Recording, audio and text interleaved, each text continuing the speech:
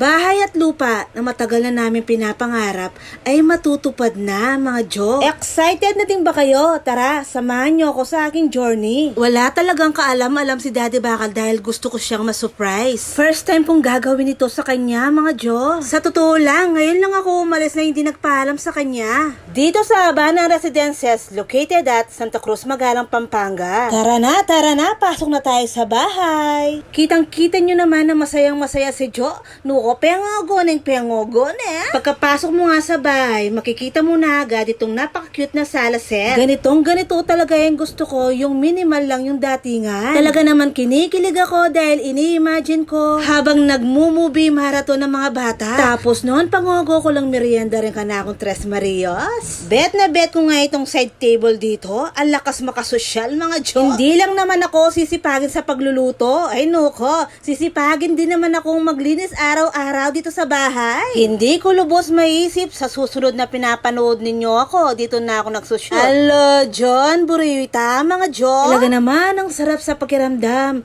Yung feeling na unti-unti mo nang nararating yung mga pangarap mo. Pero alam nyo, mga Jo, wala nang maisasarap pa kapag sabay-sabay kayong kumain ng buong pamilya mo. Yung kahit na napakasimpleng ulam lang pero buo kayong pamilya ay sobrang sarap sa pakiramdam. Heto pala yung dirty kitchen. Dito ako magluluto ng araw-araw naming ulam. Ipapakita ko na rin sa inyo yung pinaka-favorite na place ko dito sa bahay. Parang alam ko na kung anong itatanim ko dito. Syempre, yung makakain natin, nuko, yung talong, sili, okra, ampalaya, kamatis. Syempre, kumpleto yung bahay kubo, diba? Ang sarap pa man din yung tanawin dito. Kitang-kita mo yung bundok Karayat. Kaya naman patuloy lang tayong magsumikap at mangarap. Alam nyo ba, mga Jo, kahit na ilang beses man tayo nagkamali at nadapa, wag na wag mong kalimutan na tumayo o bumangon at ipagpatuloy ito. Ba, Jo, dinano ka? Kadrama mong yan eh. Putagala nga pagagam na rin manalbeke ka.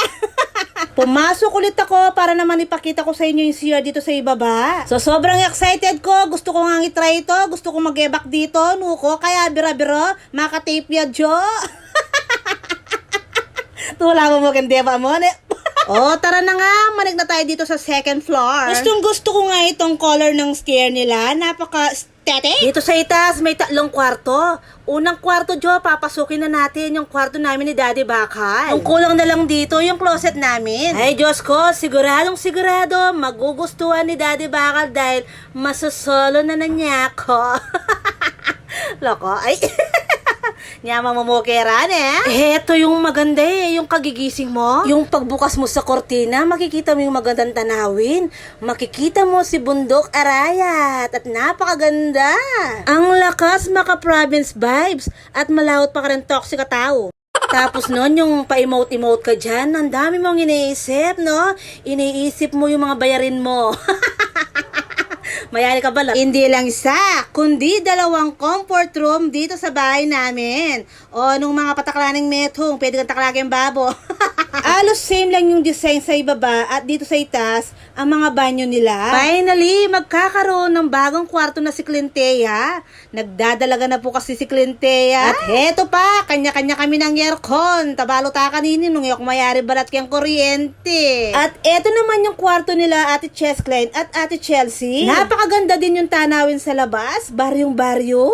Lahat ng makikita ninyo dito sa bahay, makukuha lahat natin yan kung patuloy lang tayo magsikap at mangarap. Kaya naman buong-buo yung loob ko dahil katuwang ko si Daddy Bakal sa mga pangarap namin. At syempre, gagawin lahat namin ni Daddy Bakal para naman sa ikakabuti ng aming pamilya. Wala naman imposible sa tao may pursigi sa buhay at syempre, huwag nating kalimutan si Lord at lagi tayong manalangin. Marami na rin dito nagpapagawa ng mga bahay nila. Isa sa mga kaibigan ko nag-invest na rin dito ng bahay at lupa. Kaya naman kung gusto mo mag-invest ng bahay at lupa, dito ka na sa Habana Residences. Yung nga kaibigan ko, nagpa-reserve na siya dito, baka daw maubusan pa siya ng isla. Kaya naman ako, Jo, hindi na ako nagpauli.